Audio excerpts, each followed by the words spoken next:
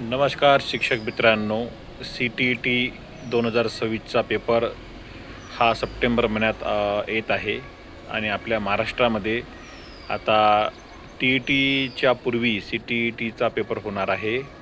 तर मी आजच्या या व्हिडिओमध्ये तुम्हाला CTET पेपर सोडवण्यासाठी काही अशा महत्त्वपूर्ण ट्रिक्स सांगणार आहे की त्याद्वारा तुम्ही CTET हमखास क्लिअर व्हाल. तर सुरू करूया आपण आजच्या व्हिडिओला.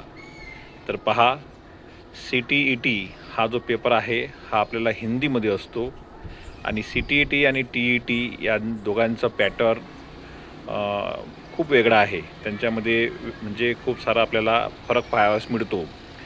तर आपण आता CTET संदर्भात जी तुम्हाला महत्त्वाची आपली जी ट्रिक्स आहे की त्याद्वारा आपल्याला हमखास यश मिळेल ती म्हणजे CTETमध्ये प्रत्येक विषयामध्ये पेडागॉजी आहे आणि 30 मार्काची पेडागॉजीचा एक स्वतंत्र असा विषय त्यामध्ये दिलेला आहे आणि प्रत्येक विषयामध्ये किमान 10 प्रश्न आपल्याला पेडागॉजीवर येतात.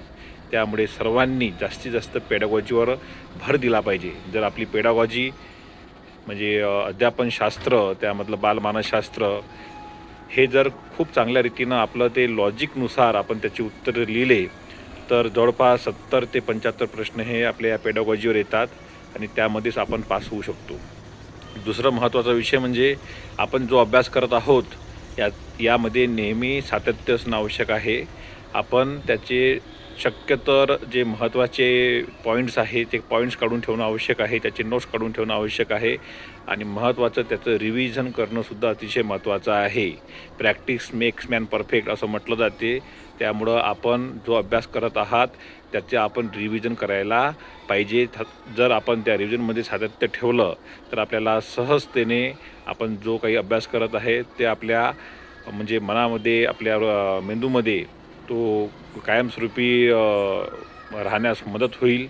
पुढची महत्त्वाचा विषय म्हणजे पहा, आपल्या त्यामध्ये 5 विषय आहे आणि आपल्याला वेळ दिलेला आहे 2.5 तासाचा. म्हणजे प्रत्येक विषयाला 30 प्रश्न आहेत आणि 30 मिनटं आपल्याला मिळणार आहेत. त्यामुळे पेपर सोडवताना 30 मिनटात आपल्याला एक विषय पूर्ण करायचा आहे आणि त्या पद्धतीने आपण आपलं नियोजन करणं आवश्यक आहे. चौथी महत्त्वाची गोष्ट म्हणजे शक्य झाल्यास आपण जास्तीत जास्त PYQ तसेच मागच्या वर्षीचे प्रश्नपत्रिका सोडवण्याचा सराव केला पाहिजे.